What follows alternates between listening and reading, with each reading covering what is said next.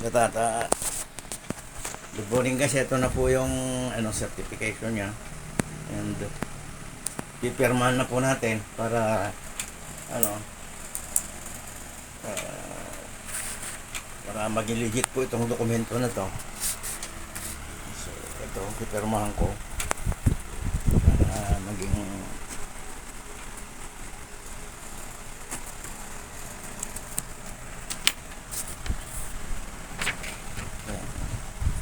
so, nakikita po natin na pirmado na po.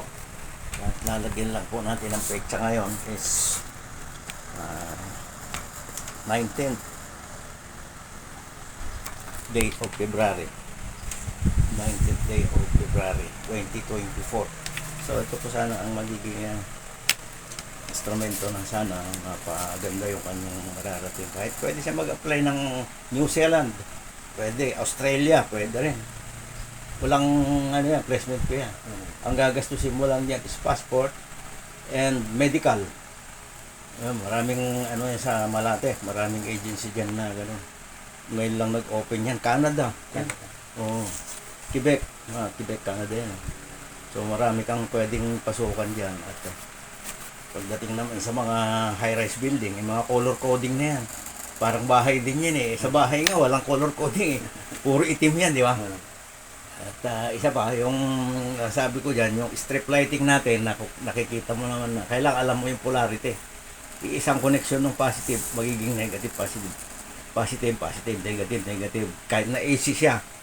Pero kung hindi strip lighting, mga ganitong ordinaryong lighting lang, kahit magkabali-baliktad yan, pwede. Pagdating sa switch, ganun din. Yan, magandang yan, panimula ng pakipagsapalaran mo. Sa abroad, pwede rin. Napakadali. Okay. Nasubukan mo naman na sa mga actual, 2 years ka pa lang schooling, 2 years. Full time ka. Malaking, malaking bagay na, yun. Parang industrial electrician ang, mo. Magiging category mo dyan. Okay. So, ito. Iabot ko na sa iyo yung certificate na magiging tanda ng accomplishment mo sa akin. Yan.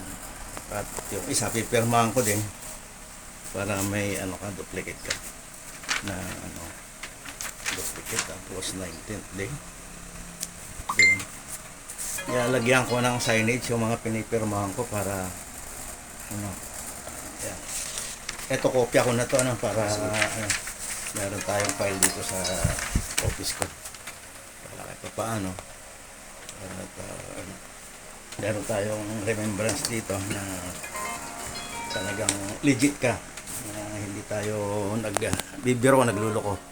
Nakasalalay dito ang lisensya ko bilang inhinyero.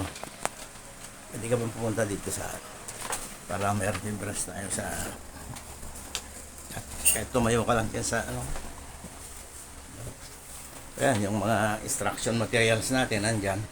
At alam ko, masugid ko na tinitignan na nanonood siya ng mga mga YouTube exposure ko sa installation.